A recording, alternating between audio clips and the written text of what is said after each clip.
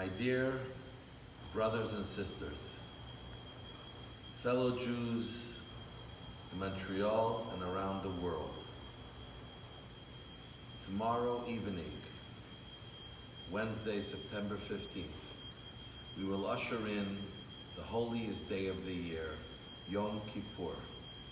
Yom Kippur means many things to various people. To some it's about the fast, to others it's about atonement, it's about sin, it's about the Jewish identity, it is about Jewish community, it is about synagogue, cantors.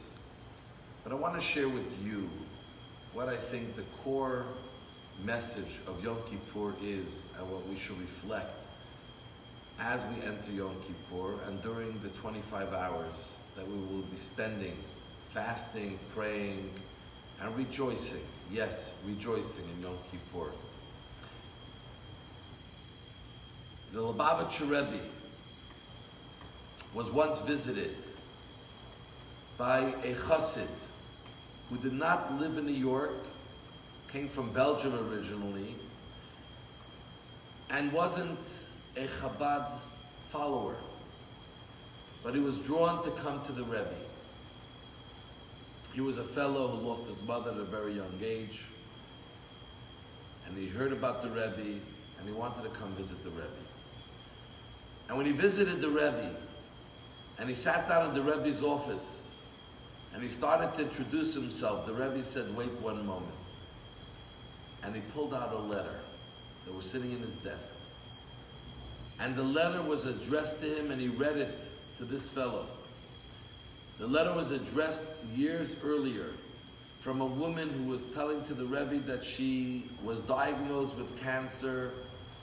She doesn't have much time left in the world, and she's very concerned because she has young children, especially a very young son, who she's not sure what will be his future without a mother, a nurturer.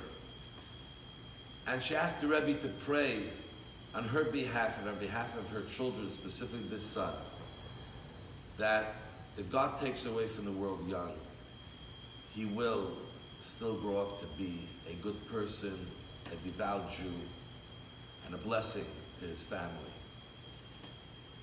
And when the man was listening to this letter and then heard the name of the one who signed the letter, he recognized that this was a letter his mother wrote when he was young, before she passed away.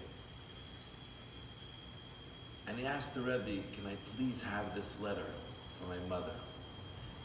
And the Rebbe replied, "I would love to give it to you, but it's too important to me. Because every year on Yom Kippur, as the fast and the holiday descends upon us, I take out the letter and I look at how a parent, how a mother, while suffering with cancer, is thinking about nothing else than her own children. Thinking that our God in heaven, our Father in heaven, he must feel the same way about us. He wants us to all feel at home.